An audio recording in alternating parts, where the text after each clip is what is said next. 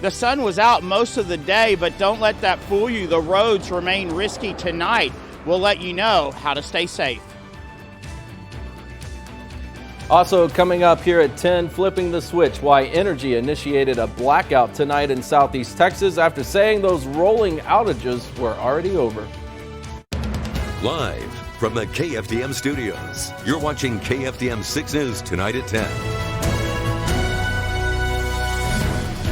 Thanks for joining us tonight. I'm Tiffany Murphy. Tonight, power, water, and transportation. New concerns on 3 fronts at this hour. We have team coverage. Angel San Juan with a look at the roads.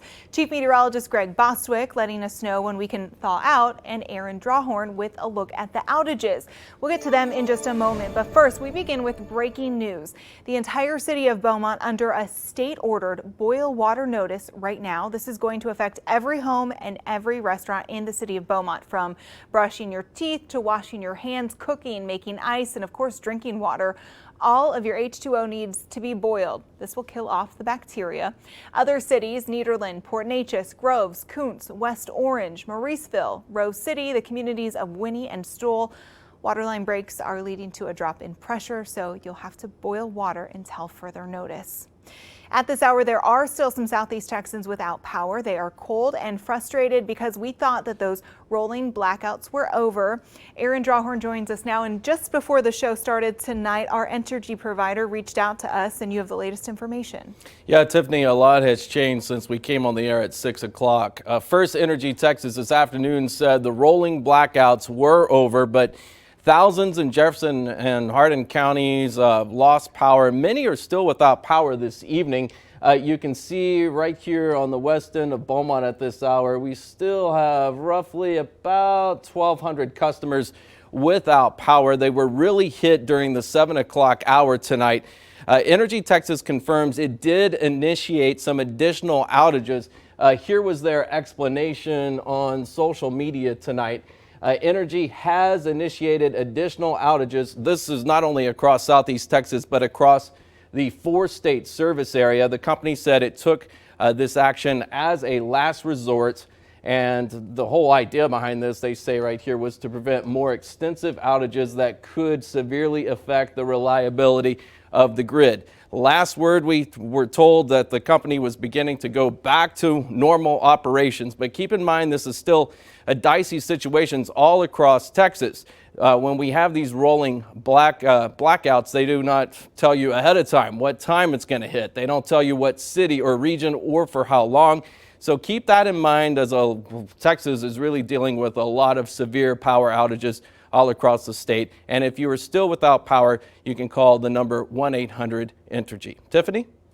Thanks, Aaron. The governor, one of us, that is also frustrated tonight with the lack of electricity flowing to Texans. Greg Abbott says far too many Texans remain without power tonight and without heat for their homes.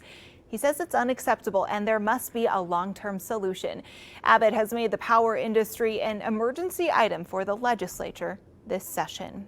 And in Austin, they too have been without power. They have been inundated with questions about the power outages there, and they were able to ask those questions to the president and CEO of ERCOT. He explained the problems that led to the statewide outages. We are going on more than 30 hours without power, on top of the fact that meteorologists did predict the storm last weekend, and it's more or less been what they predicted. How could something like this have been prevented? We saw, the challenges coming. I think the thing that really shifted it away from, shorter term rotating outages into this bigger issue was when the storm blew through Sunday night and we saw a lot of our supply side come off. And since then has been trying to fix their problems and get back on the system. Why is it that we haven't had outages of this length and scale for extreme heat days, but we are for this, string of 2 or 3 extreme cold days? What we saw this time is, that demand looking like the summer, but then the winter conditions themselves pose challenges that you don't get in the summer. You don't have wind turbines icing off in July. You get solar power most every day in West Texas in the summer where, the cloud cover causes an issue. Do you recalibrate how your winter preparations are just going forward? Oh yes, because we rely on forecasts of weather, forecasts of demand, forecasts of supply. And so those are built by looking at past experience. So when you have an event like this, which is sort of an outlier, like, the summer of 2011 in Texas, we saw heat that was so sustained. It changed models for what heat could be. State lawmakers are calling for a hearing on just kind of what exactly happened. I know at least one lawmaker has tweeted saying that this is criminal. What's your response to that? And is there any fault that ERCOT takes? Policymakers, legislative leadership should be looking at, what happened here, why were people affected in the way they were, talk to the people like us, who are responsible for managing these systems. But is there any singular person or singular entity at fault? Not as we see it. People were preparing, and then, the storm had the impacts it did. I'm sure, we'll be able to find things, whether we did them or, folks in the industry did them or whomever, that could have been done better, and that could help us avoid, shutting as much power off in the future. All right, still on the electrical issue, Entergy is asking you to do your part in conserving power as we take a live look now at Interstate 10 and the lights on there. Entergy Texas says, go ahead, set your thermostat at 68 degrees. A lot of you have it up in the 70s. 68 is what they recommend. And while the company is working to get everyone up and running, it also asks you to help reduce your own consumption. You can make the most of the sun, they say. So during the day, one trick, open your curtains and your blinds to let that warm sunlight in your house and close them at night to reduce heat loss. That will help keep the lights on like we see here and the heaters on. Tiffany? And breaking at this hour, Beaumont firefighters working in frigid conditions, putting out flames burning through a home right now. Angel San Juan is at the scene. He sent us this picture of the fire on Montclair Drive near Cambridge Lane. That's just north of Bristol Drive. The homeowner telling Angel he was at a fire pit and trying to burn off oil on the ground, and the fire ended up spreading to the garage and other parts of the home. Thankfully, though, no one was hurt. Let's turn now to our weather forecast. Greg? Well, it remains cold, obviously, outside, and we're a little bit concerned about some freezing rain in the forecast tomorrow, at least mainly north of the interstate. Do Good and Thermocom, the sponsors there, over in Orange for the Lutzer Theater, looking back toward Chemical Road to the south, and conditions are pretty good there. And there's that I-10 shot. Traffic not nearly as heavy as you would normally see. Still a lot of folks staying off the road is probably a good idea. There's still some patches of ice here and there, sponsored by Roofing 911. At our studios right now, we're back to freezing, 32 degrees. We did manage to hit 35 after a low of 13. Winds are out of the east-northeast and gusting up to about 20 miles per hour. And Jasper, actually a little bit warmer than we are at 33 degrees right now, after a high of 36 and 10 degrees this morning on the Market Basket Weather Net. A lot of clouds continue to work in from the west and southwest. And over to the left there, you can see the snow moving through portions of north central Texas. And there's some of that freezing rain starting to show up, just beginning to move in toward the Austin area.